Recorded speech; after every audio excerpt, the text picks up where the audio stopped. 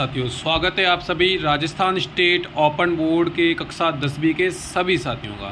साथियों, कल आपकी 10वीं की विषय हिंदी की परीक्षा होने वाली है और आज आपके लिए इस क्लास में आपका हिंदी का पेपर दिखाने वाले हैं उत्तर के साथ। जी हाँ दोस्तों, जो आप पेपर ये देख पा रहे हैं, अभी मैं आपको आगे क्लास में इन सभी सवालों के साथ साथ उत्तर भी दिखाऊंगा ताकि आपको बहुत अच्छे नंबर के साथ बहुत अच्छी परसेंटेज आपकी बन जाए। तो चलिए हम शुरू कर रहे हैं। पहला सवाल आपके सामने स्क्रीन पर है। आप सभी साथी कमेंट करके बताइएगा आपको क्लास कैसी लग रही है। तो देखिए, पहला सवाल आपके सामने स्क्रीन पर यहाँ पे कुछ 5 सवाल यहाँ पे एबीसीडी वाले दिए गए हैं। पहले सवाल में तो जो पहला सवाल आप देख रहे होंगे कि कबीर के अनुसार धन के में बढ़ने या उससे उस पर, तो इसमें हमारा जो दान देना चाहिए। और दूसरा है आज़ादी कविता के आधार पर कौन सा मिलान ठीक नहीं है। तो जो यहाँ पर कवि और बलिदान है, ये ऑप्शन सही नहीं था, यानी आपको बी लगाना है। अगला आप देख पा रहे होंगे, चंद्रग्रहण से लौटती बेर कविता में कवि ने समाज को ढोंगी प्रतीक के रूप में कैसे चित्रित किया है।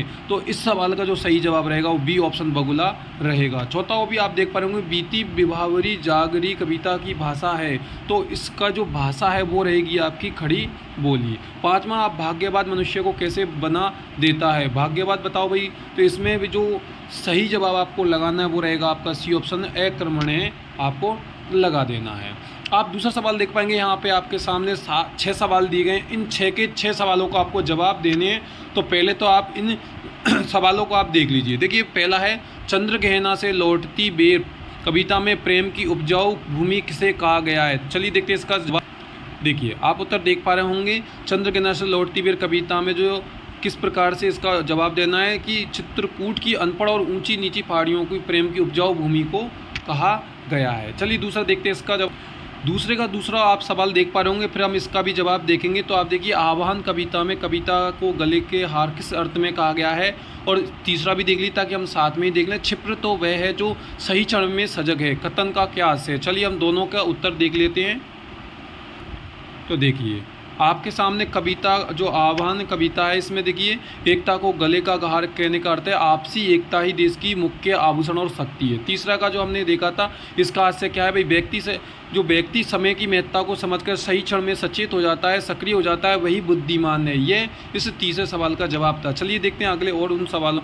चलिए आप देख पा रहे होंगे, अब चौथा देख लीजिए, कबीर ने अपने दोहे में कुमार और घड़े के माध्यम से कैसे समझाने की कोशिश करी है भाई। और पांचवा आप देख रहे होंगे, बूढ़ी पृथ्वी की कविता, इसके अनुसार नदियां क्या करती हैं, इसे भी हम देखेंगे। और छठा भी हम साथ में देख लीजिए, आज़ादी कविता में सागर ने मानव को किन मूलभूत आवश्यकताओं को आज़ादी कहा है। तो इन तीनों सवालों को हम उत्तर बताने वाले हैं अभी इस क्लास में। तो आप सभी इसका पहले एक स्क्रीनशॉट ले लीजिए और कमेंट करके बताइए कि आपको और कौन सी जानकारी आपको चाहिए। चलिए हम देखते हैं उत्तर। तो देखिए, ये उत्तर आ गया चौथे सवाल का भाई, गुरु और घड़ा शिष्य के रूप में प्रतीक समझाया गया है। और ये तो कविता आपने कई बार पढ़ी भी होगी, सुनी भी है कि जो कुमार है, घड़े को तो जो घड़ा बनाने वाला है उसको गुरु बताता है, यानी कुमार को, और घड़े को शिष्य बताता है और किस तरीके से वो बनाता है उसके बारे में। पांचवा आप देखेंगे, कविता के अनुसार प्रदूषण और उपेक्षा के कारण सन्नाटे में नदियों के अस्तित्व खोने के डर से चुपचाप आंसू बहाती हैं, यानी जो आजकल नदियों में प्रदूषण हो रहा है उसके बारे में बताया गया है। और छठा आप देखेंगे, सागर ने रोटी, कपड़ा और मकान जैसी मूलभूत आवश्यकताओं की पूर्ति एवं अन्याय से मुक्ति को आज़ादी कहा है। अब हम देखेंगे तीसरे सवाल को। ये थे अभी तक के दूसरे के सभी सवालों के जवाब। अब हम तीसरे सवाल को देखेंगे। आप देख रहे होंगे, तीसरा सवाल आपके सामने स्क्रीन पर है भाई। हमें इनका काव्य सौंदर्य स्पष्ट करना है, इन दोनों लाइनों का और इन चारों लाइनों का। आपको जो भी अच्छा लगे वो कर देना। चलिए हम देखते हैं इस सवाल के जवाब को। देखिए, आपके सामने ये आ गया है। तो काव्यांश तो ये है जो आप देख पा रहे होंगे और इसकी व्याख्या की गई है नीचे, तो ये आपने इसका भी स्क्रीनशॉट ले लीजिए। चलिए देखेंगे हम आप चौथे सवाल को। ये काव्य सौंदर्य, ब्रजभाषा क्या क्या लिख रखा है आप देख लीजिए, ब्रजभाषा का सरल प्रयोग और दृष्टांत अलंकार, तो ध्यान रखिएगा। चलिए हम देखेंगे चौथे सवाल को।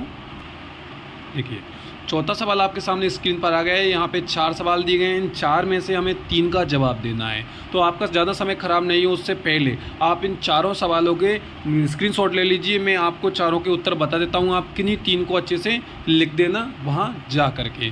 तो आपको नीचे डिस्क्रिप्शन बॉक्स में भी, नीचे यहाँ पे डिस्क्रिप्शन बॉक्स है, उसमें बहुत सारे लिंक दिए गए अन्य पेपर और प्रैक्टिकल फाइल के। आपको जो भी ज़रूरत हो आप एक बार देख सकते हो।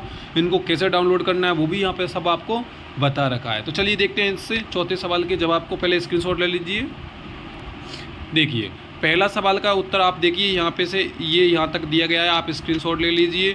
फिर वापस से दूसरा सवाल आपको दे रखा है, यहाँ पे ये दूसरा सवाल का उत्तर दे रखा है और यहाँ नीचे आपको चौथे सवाल का उत्तर दे रखा है। तो पहले आप दूसरे का स्क्रीनशॉट ले लीजिए और ये चौथे का आप स्क्रीनशॉट ले लीजिए। चलिए देखते हैं अब हम पाँचवें सवाल के।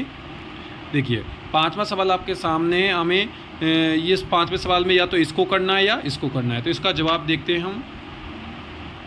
देखिए पाँचवा सवाल आपके सामने ये स्क्रीन पर आ गया है, तो ध्यान से देख लीजिए, इसका स्क्रीनशॉट ले लीजिए, थोड़ा बड़ा है इसलिए। देखिए चलिए देखिए अब छठा सवाल आपके सामने है। तो छठा सवाल आप देख पा रहे होंगे, यहाँ पे कुछ एबीसीडी वाले 6 सवाल दिए गए हैं। तो यहाँ आप देखेंगे कि भाई नाखून क्यों बढ़ते हैं, तो यहाँ पे भाई किस विचारधारा का उल्लेख किया गया है। तो इसका जो जवाब रहेगा वो रहेगा आपका महात्मा गांधी के द्वारा उनकी विचारधारा का है। भाई शतरंज के खिलाड़ी के अनुसार पैसे मिलने थे ही फकीर खाते थे। अब यहाँ पे इस सवाल का जो आपने जवाब लगाना है, अफीम के बारे में लिखा गया है। निर्मला ने बहादुर की रोटियों बनाना बंद क्यों कर दिया था भाई, तो इसका क्या कारण आपको लगाना है। तो आपको लगाना है इसमें बी ऑप्शन आपका, उसे मोहल्ले की औरतों से सिखा दिया था। भाई मोहल्ले की औरतों ने उसको ऐसे बता दिया वो कुछ।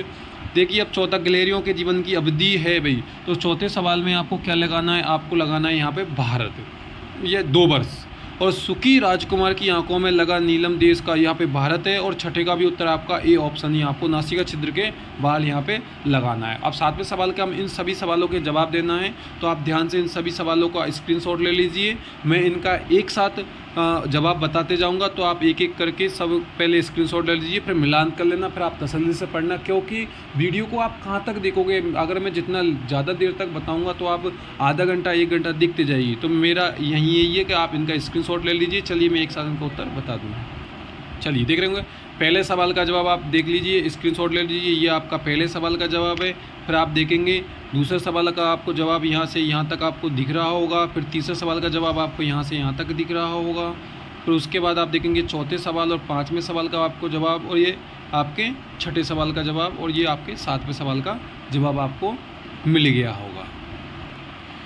उसके बाद 8वां है भाई, यहाँ पे गद्यांश दिया गया है। मैं इसका जवाब आपको बिल्कुल नहीं बताऊंगा, आपको मैं इतना ही कहूँगा आप पढ़िए ध्यान से, और पढ़ने के बाद इन तीनों सवालों के जवाब दे दीजिए। या तो आप ऊपर वाला कीजिए या आप अथवा वाला कीजिए, सिंपल सा आता है, इसलिए इनका जवाब मैंने आपको नहीं दिया है।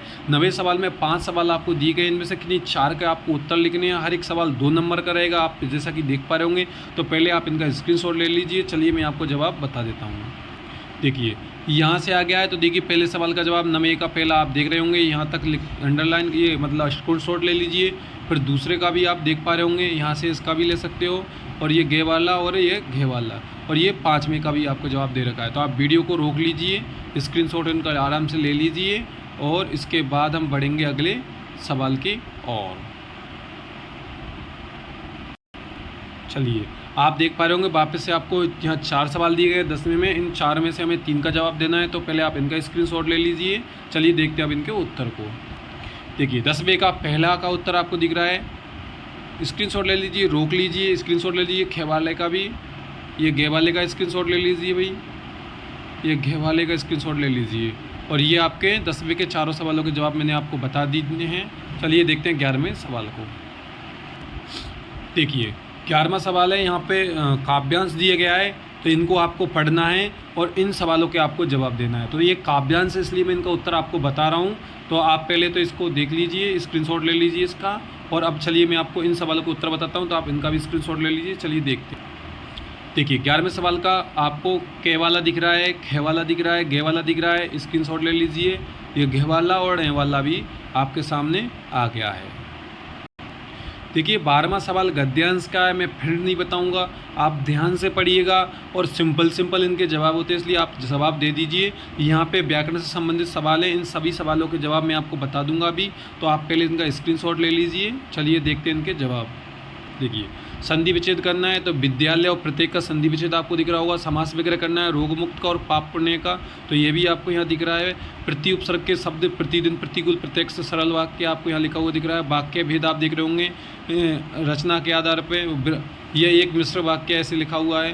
और विराम चिन्ह, अरे तुम कहाँ चले गए थे। मुहावरे का प्रयोग देखिए यहाँ पे लिखा हुआ है, आँखों के भी आँखों फेर लेना, नाक में दम करना, शुद्धिकरण, वाक्य शुद्धिकरण आपको दिख रहा है, वाक्य शुद्धिकरण आपको नमावि दिख रहा है, और ई प्रत्यय के शब्द भारतीय, मानवीय, राजनीतिय, राजकीय ये लिखा हुआ है। तो ये आपके 13वां सवाल हो गया है कंप्लीट। देखिए यहाँ पे आपको 1/3 लिखना है, तो यहाँ जितनी भी 7-8 लाइन इनमें से आप 4-5 लाइन यानी आधे से भी कम में इसको लिख दीजिए। 15वें में आपको एप्लीकेशन लिखना है और 16वें में आपको एक निबंध लिखना है। ये आपका पेपर कंप्लीट हो चुका है। चलिए मिलेंगे अगली वीडियो में। आप कमेंट कर दीजिए क्लास कैसी लगी है। धन्यवाद।